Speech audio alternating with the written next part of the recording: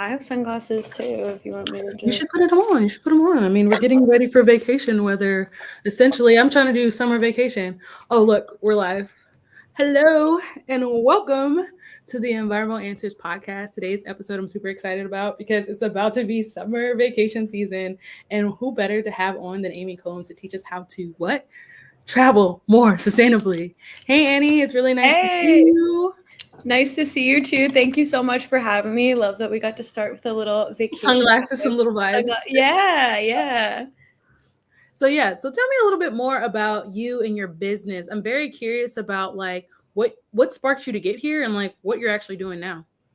Yeah, I think honestly, like within the context of the journey is an awesome way to explain ECPC. So I'll try to keep it brief. Basically, What does ECPC stand for? Sorry. Oh, perfect. This is great. So it stands for eco-conscious, people-centered travel, but it's a play on easy peasy because we make it easy for you to travel responsibly. Yeah. Took us a long time to come up with that name. I'm going to be honest. Pretty good. That's good. There were some worse predecessors to it. So we're very glad we're where we are today. And where we are started, honestly, like I've always loved to travel. So had my business partners.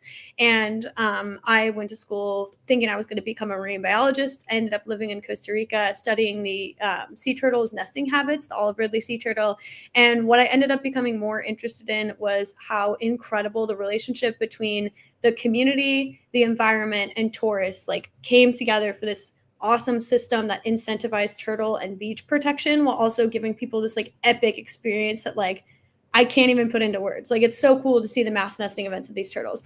I came back and what I noticed was development just completely accelerated in the Pacific side of Costa Rica. And there was a vacation home development that came and took out a bunch of the lots in the town. And so people started getting displaced. And I was like, oh man, there's got to be a better way to do this. Like this system was so cool. If it ain't broke, don't fix it. Mm-hmm. And so I kind of kept that in my brain and ended up going back to graduate school to study the impact of tourism on people and the planet to figure out like where in here lies the ideal system and solution. And that's where I met my business partner.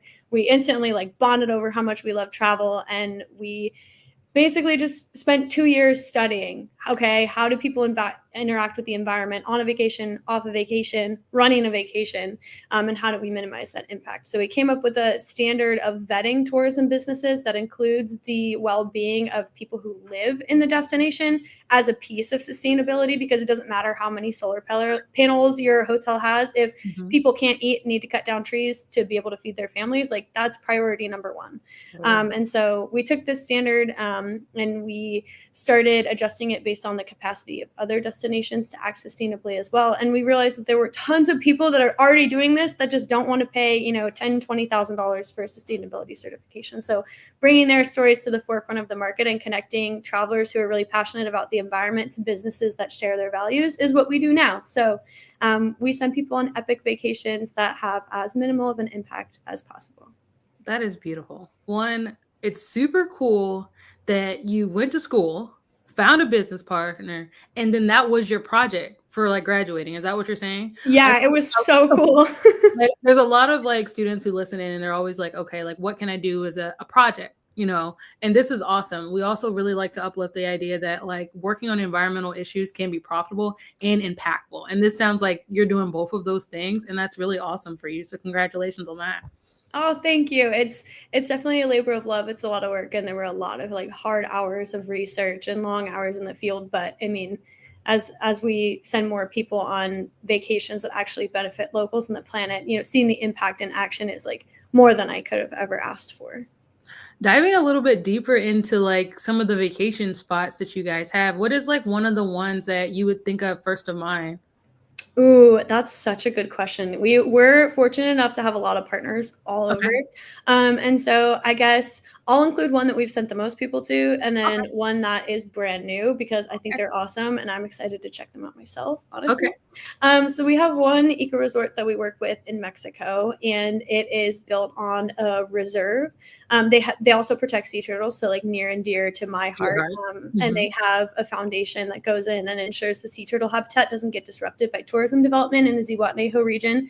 They're also fully all-inclusive, but from a regenerative organic farm on site. So everything you eat is fresh and delicious. And I'm a yoga teacher, and they have yoga, and I'm just obsessed with their little yoga shala and how they've built everything from sustainable resources. Like, I could talk about them all day. I think they're absolutely fabulous. Okay. And then the newer one that we onboarded this week, and their vacations will be coming up on our website very soon, is a dive company that is out of Bali, and they do coral restoration, snorkeling, and diving. So you can go and replant a piece of a reef that's been degraded, especially in Bali tourism. A lot of people like cutting corals off and things like that. So replacing that and restoring the ecosystem, and then seeing the parts of the reef that have been restored and the animals that have come back there on the second half of your dive or your snorkel. And you get a little tag, and you have your name on your piece of the coral reef, and you get updates on it as it grows. And like, it's so cool. Like, I really want to do it. So.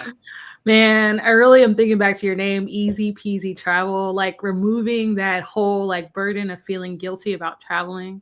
I know that we were talking a little bit pre about the fact that like people ask you about like airplanes and like traveling and stuff like that. So when someone comes to you and you're like, oh, I want to travel more sustainably, like I'm thinking about Bali, this sounds like a solution that's helping to reduce their impact. Is that true? Yeah, I would say so. I think one of the hardest things too about places like Bali that are, over touristed is that what people don't realize is Bali's actually massive. It's a huge island. There's just these little pockets of tourist hotspots that are overcrowded. And so, offering substitutes or saying like, yeah, fine, go to the monkey forest, have your moment. But instead of going on the Instagram tour, come hang out with a local guide and learn more about Balinese culture, go and dive and plant coral on the reef in addition to seeing the cool fish, instead of going to the one spot where everybody and their mother is snorkeling at the same time and you scare all the animals away anyway. And so part of what we do is explaining the benefit to you as a traveler for acting more responsibly as a result of just like taking a cool vacation. It's not just that you're going to be restoring coral, it's that you'll be seeing more fish on a healthier reef too. You know what I mean? No, that makes sense. I know that I went to Bali in 2023. I didn't get to go and see the corals necessarily. That was the main part of my trip. But like just knowing that, the next time I go, if I'm able to use your services, I can go with that in mind. So that's really exciting. To go a little bit back to that airplane question, one of the questions that we got in was like, how accurate are the emission trackers when you use to book? Like, is that an accurate thing in your experience? Is that something that if I'm interested in sustainable travel that I can rely on? This is such a good question. And we just made a really awesome Instagram post about this. And this is an issue that's like very near and dear to my own heart. A lot of people take a lot of stock in the carbon estimates, especially when they're in like the pretty green text with the leaf on them, on your Google Flights. But they're not very accurate. And the reason being is that it's so hard to track your personal share of emissions. On a plane, just like in a car or on a boat, the amount of weight that the plane is carrying determines how much fuel it needs to propel you forward and keep you in the sky without falling. But everybody weighs a different amount, and everybody carries a different amount of weight in their backpack, in their carry-on suitcase, in their luggage. And so you'll notice the economy tickets are always marketed as like the sustainable choice. But that's just because you don't have a 50-pound suitcase associated with your estimated emissions. And granted, like, yeah, you're in a smaller seat. Maybe you don't have the unlimited beverage service, so you don't have that share of the weight of the beverages. Things like that do factor into it. But flying is a really hard thing to track. And this is a question that I get a lot, is like, okay, well, should I fly? And the answer is, if you are dying to go to a place, like, travel is not going away anytime soon. And so understanding that if you have to fly to get there, pack as lightly as possible, reduce your personal emissions by reducing the weight of your luggage. And then when you get there, make better choices that support the local economy, that reduce your impact in other ways. So you can kind of even it out, not really per se, but reduce that impact. All travel has an impact on the planet. There is zero way getting around that. But if we can minimize it and push more of our dollars into things that support people and support the planet as a result of our travel, that's where we get into the real sustainable piece of the industry. Excellent. That was clear and succinct. It was clear to me. I really appreciate you breaking that down, because I know for me, when I'm like shopping for flights, I see that little green leaf like, oh, okay. But keeping that in mind, that like a big part of it is like, how much weight am I actually carrying? Do I need to pack a full suitcase? In my case, probably not, because I always like to buy things when I'm there. So like maybe that's like I try to keep it light on both ends. Not too much there, not too much going. Yeah. You get that. Another question we had was, vacationing activities. Which one do you believe has the most hidden emissions or impact costs to the environment? Ooh, that's such a good question. It's really hard to determine what specific activity has the most impact simply because there are so many different ways that different destinations deal with like the same type of tour. For example, like you could go on an ATV tour, ATVs that run on diesel that are going off trail that are not really doing great for the environment, right? Running over important plants in the desert, like don't bust the crust. There's a crust on top of the sand that helps Okay. keep nutrients within the environment in a place that's, rain starved. Or you can go on a known trail that's already been cleared on an electric ATV and it's fine.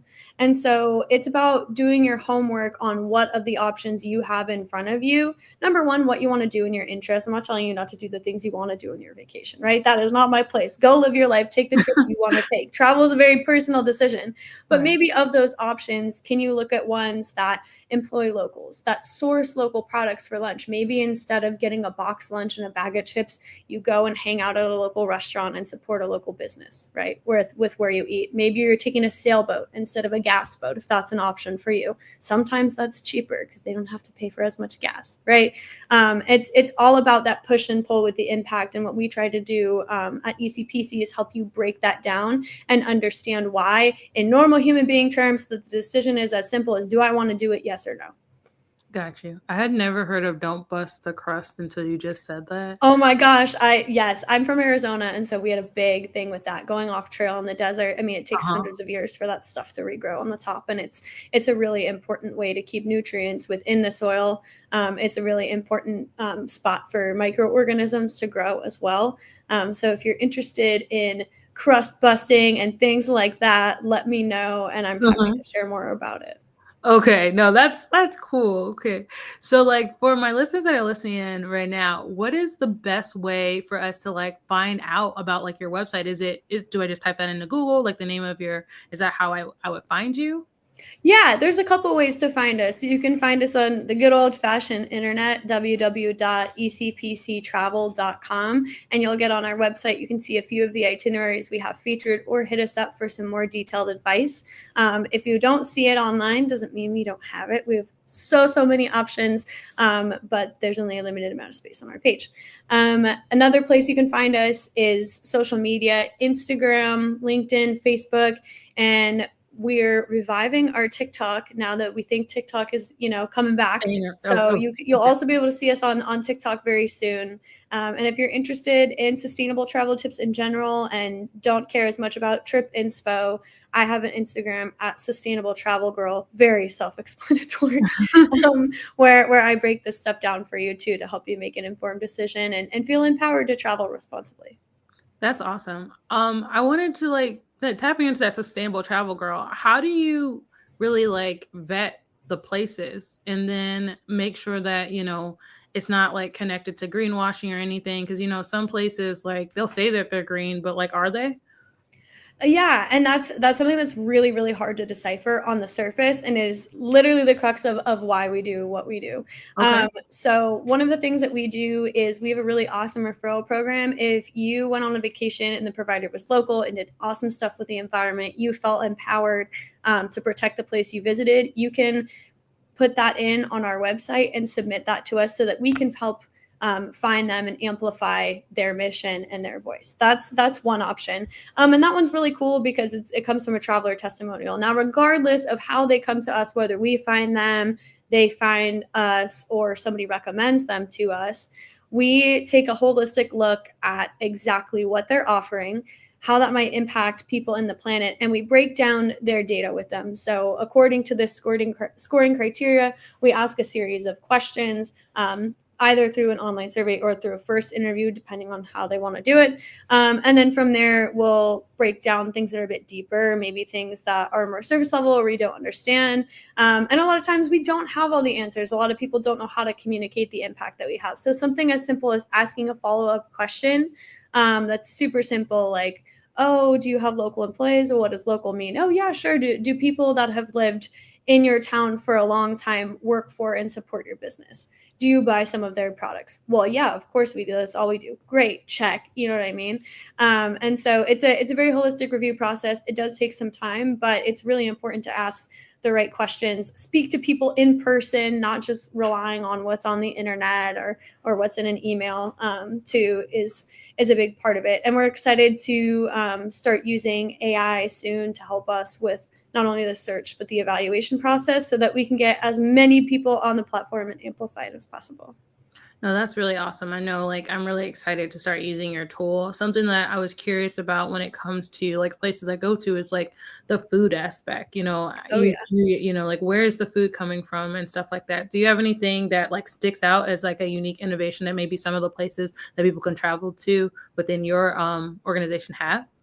Yeah, so there's a few things. I mean, obviously, like it's really cool. There's a few eco lodges we have that have regenerative organic farms on site, and that is all they source from for produce. That Wow. is awesome. You're eating Right. super clean, the veggies taste fresher, like good overall for everyone.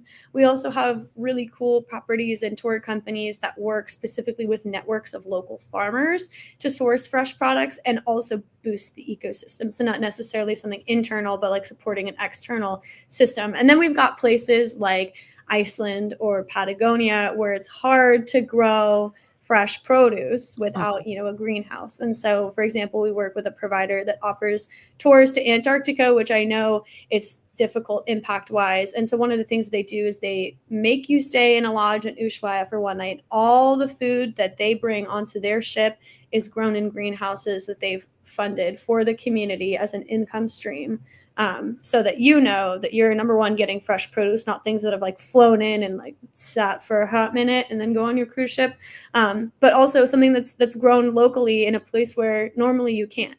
And so that's another really cool partner that we work with. No, that's really cool. I mean, I'm thinking about like, the environmental industry, at least from my perspective, is ever evolving. Like, some of these things that we're working on, haven't existed before, right? So it takes time, to your point. Like we're creating new systems.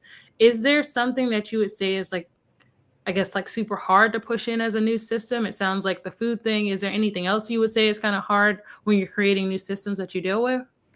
Yeah, I think one of the hardest things I would say specifically within tourism is not necessarily creating a new system, but educating travelers and travel business owners or people that are developing sustainable tourism infrastructure, whether that be like developmental corporations, destination management corporations, governments, et cetera, is the social aspect of sustainability. Sustainability is such an intersectional term that means something different to everybody. But Yeah. in tourism, a lot of people just focus on the environmentally related stats. How much area of forest have we protected? How many solar panels or wind turbines have we installed? How much can that power? How many low flow faucets can we put in our hotel rooms with the budget we have?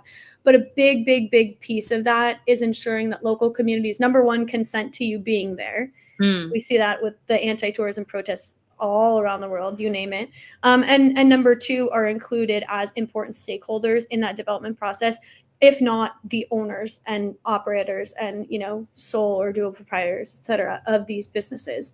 And I think moving forward, like one of the things that I want to amplify, especially to our travelers, is that this socioeconomic aspect of tourism might be the most important key to unlocking sustainability. If you cannot take care of yourself, your family, your community, then you cannot take care of the environment. If you create an economic system that relies on a healthy environment, there is so much more infinite possibility for sustainable innovation and for long-term preservation and protection of the planet. And so if what we can all do as tourists is look a little bit more into the culture and what respect looks like in our destinations, so that we uplift the people that are gracious enough to host them in their homes, in their businesses, their streets, etc., then we have infinite possibility as a population to come together and work together to ensure that these places are protected long term.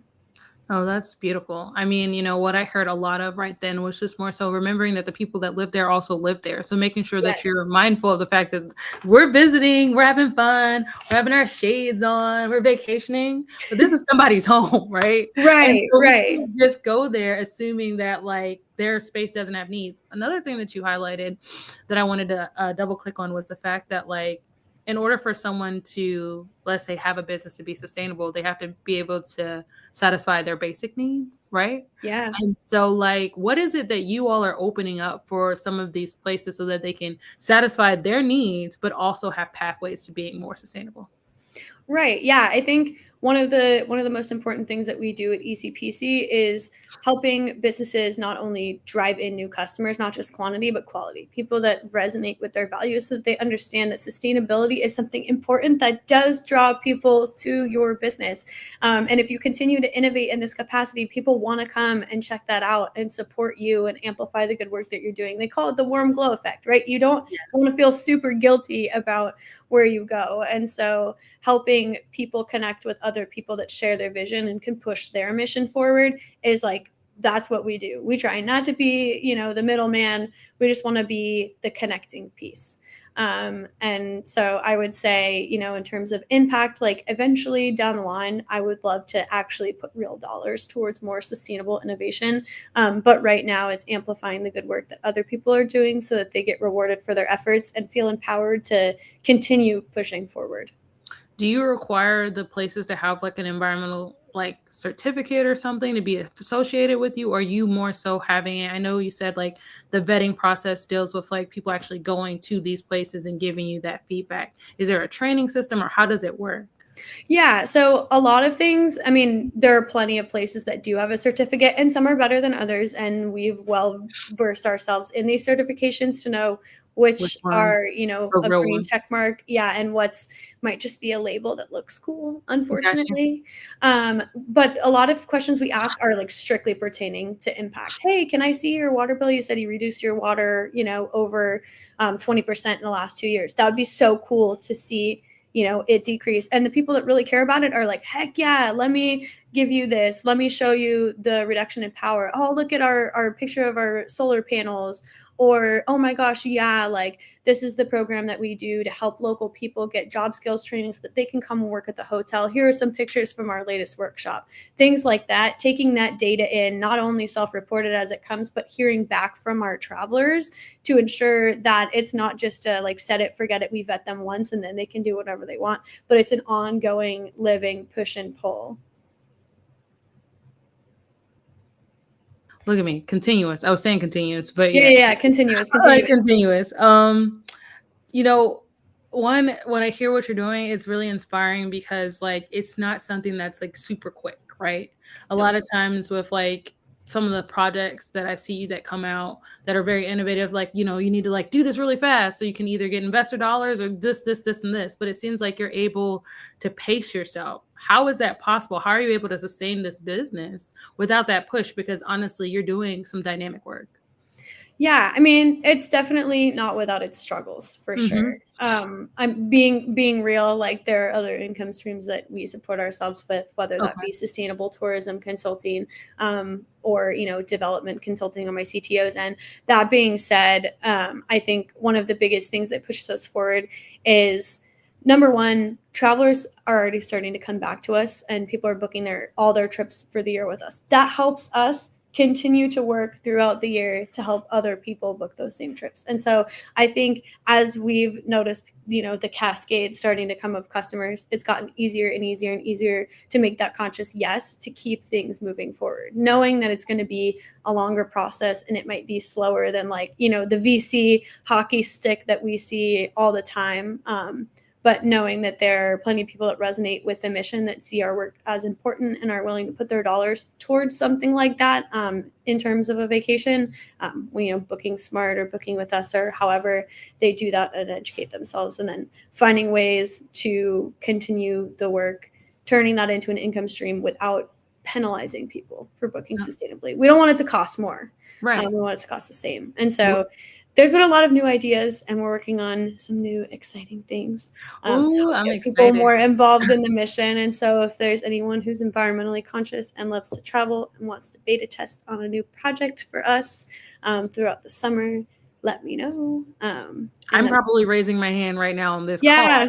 Like, I'm definitely interested in seeing what you guys are doing. It's super awesome and amazing. I know, like, sitting here, you know, a part of what we do at Environmental Answers is that we take in like raw data and then help people to take and make their story to make action. So it's like taking any data that you have, being able to upload that, and then create a story that's actually feasible for you. Something that I really love to push forward. And what I admire about you is that, like, you know, someone's story can start here, but they can get better over time. So, you know, engaging and building relationships with these different travel destinations, you're helping them to create their sustainability story and actual lasting impact. So it's kudos to you. We really admire what you're doing and want to uplift it 100%. I will be following up with you on that beta test because I love supporting things that matter, and this really matters.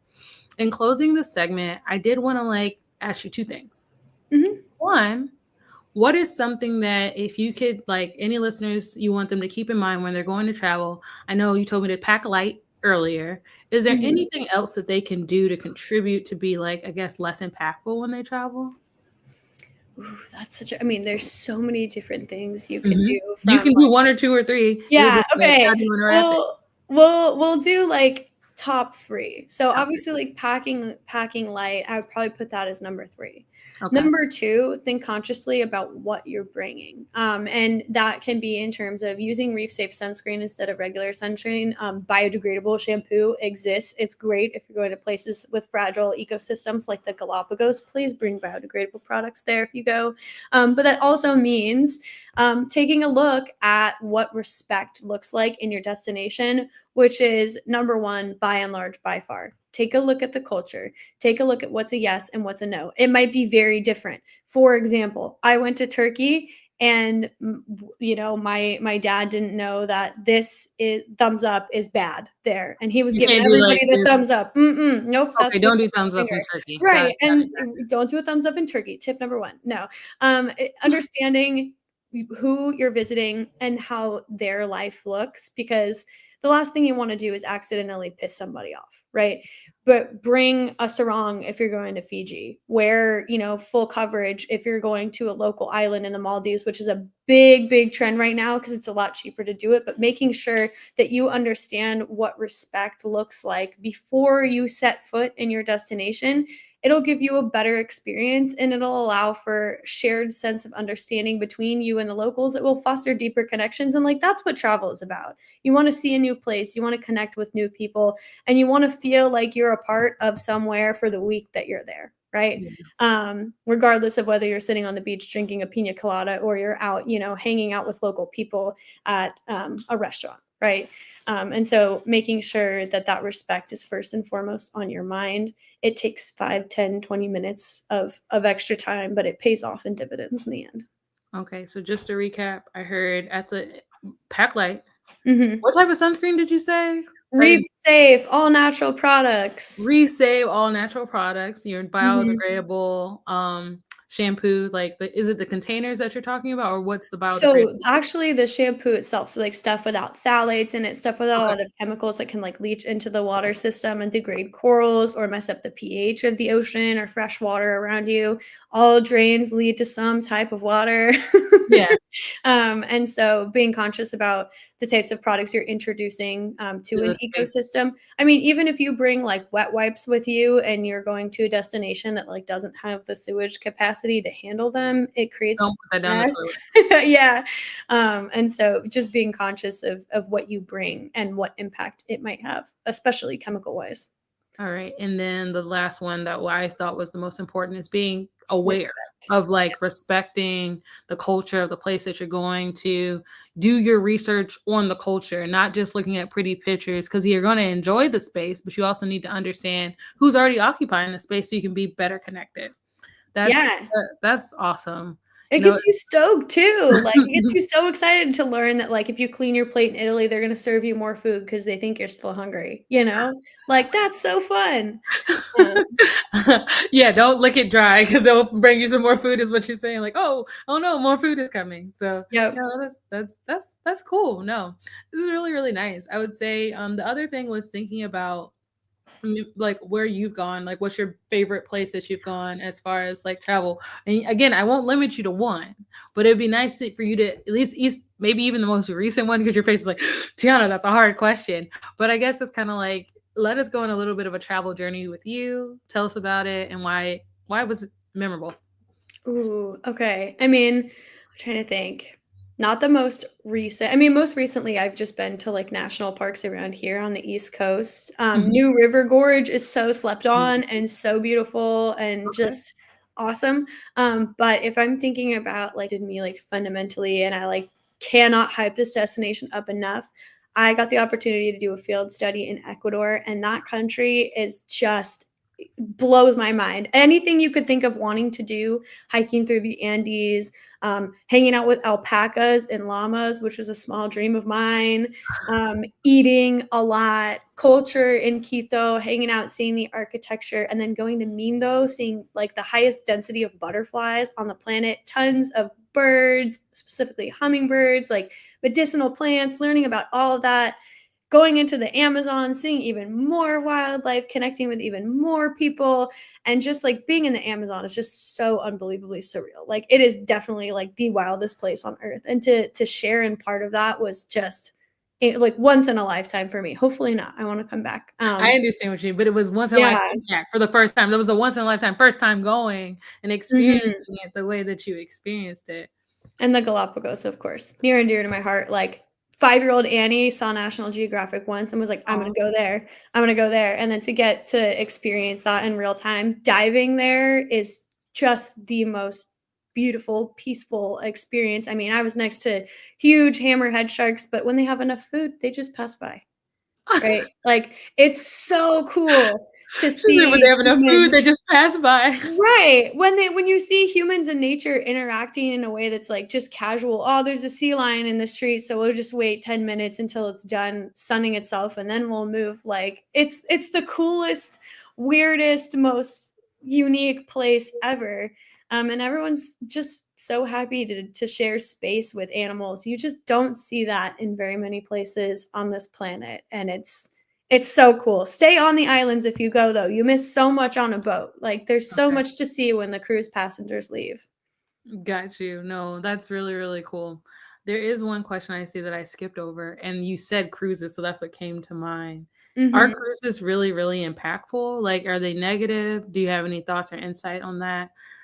Yeah, I mean, if you're going on a giant cruise ship, like Icon of the Seas, like the biggest one on the planet, there's some impacts. And I think there's a lot of issues too right now. And there's a few articles that I'm happy to share like after the podcast on Mhm. a lot of issues with international waters and cruise ships dumping waste in those international waters because they Right. can't get dinged for it. People are starting to kind of band together to prevent this impact. And I would say some companies, some ships are better than others. If you're going on a sailing ship cruise through the Mediterranean with a local guide around Croatia for a few days or around Komodo Island in Indonesia on a sailing ship, those have a like much smaller, almost minimal impact compared to these like mega ships. But I think the biggest thing with the cruise is that you go to a destination, you spend no money there, you get back on the ship, you spend your money with the giant corporation that runs the ship, Mm, and the people that host you don't necessarily benefit. And so if you're going with a smaller company that, helps you support local places as you arrive in port, great, more power to you. Go on a cruise. Just make sure that you're cruising with that in mind. And if you do choose to go on a big ship, find a local place to support. Just one. Doesn't matter if you're buying a $5 sandwich or a $2 keychain. But find a local to support import. no, that's beautiful. Annie, I really, really appreciate this time I got to spend with you. And thank you for teaching us ways to access sustainable tourism. I know that I'm inspired. I know that many people who get to listen to this podcast will be very, very inspired. Um, last thing is, how do we best stay in contact with you? If I'm curious, I know you said mid episode we can go to your website, but can I connect with you on LinkedIn, or what's the best way if I want to get to know and follow Annie? What should I do? Yeah, LinkedIn is great. And then ECPC's Instagram or at Sustainable Travel Girl. Drop me your questions. I will answer them. I'm excited to answer them. I'm excited to get you excited about sustainable travel. Oh, thank you. All right, guys, that's the end of another episode of the Environmental Answers podcast, EnvAns for short, where we're helping you understand what's what in the environmental industry, hoping that you will be inspired to make more sustainable choices. Okay, till next time. Thank you, everybody. Bye. Bye.